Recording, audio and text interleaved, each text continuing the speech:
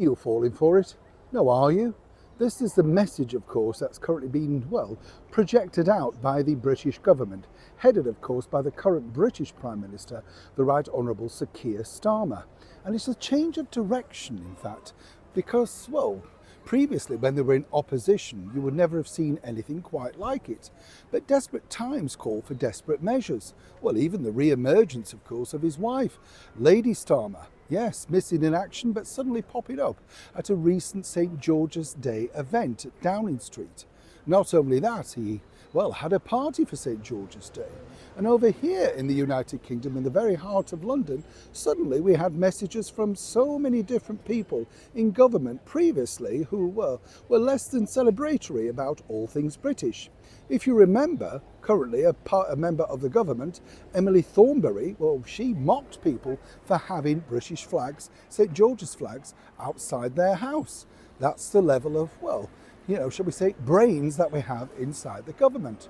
But now there's a change of tact. And I just wanted to explain it to you, as ever. Morning, nice to see you, chums. Thank you so much for your time today. It's a funny thing, isn't it? I've often said I love to see in other countries the fact that you're so proud of your heritage. And so many houses, for instance, I noted in America flew the American flag, and very happy to do that. And I think it's great to be that patriotic. I'm sure it's like that in other parts of the world, whether you're in Australia, New Zealand, Canada, some wonderful places elsewhere. Let me know if you do and the reasons why you do it. I'd love to know that.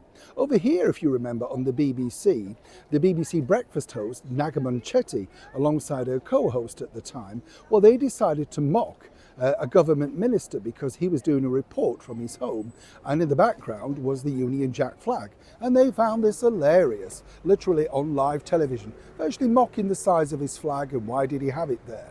Now, you don't notice them doing this, of course, with the current government in power. That's because Sir Keir Starmer has insisted that all of his ministers, wherever they are, be pictured next to the British flag.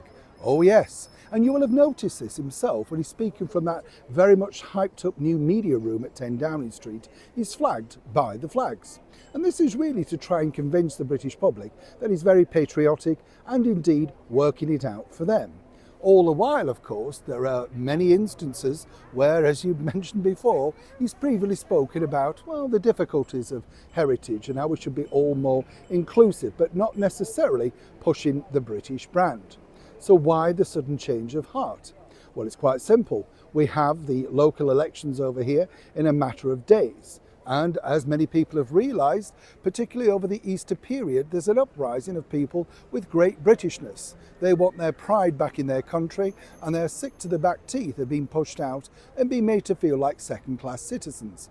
Meanwhile, this particular government, according to a well-placed source at 10 Downing Street, tell me they're very concerned about the alleged massacre that might happen where their constituencies.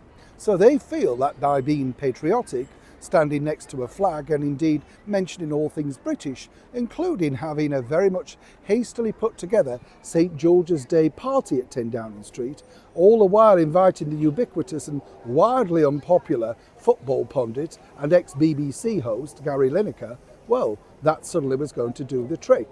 If that didn't, the very much missing in action Lady Starmer, appearing literally on camera but not looking exactly thrilled to be there, was wheeled out.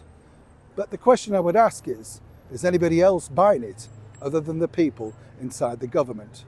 And for now, they're trying to keep out Emily Thornberry from the limelight, in case people, of course, remember just how anti-British her outspoken tweet was.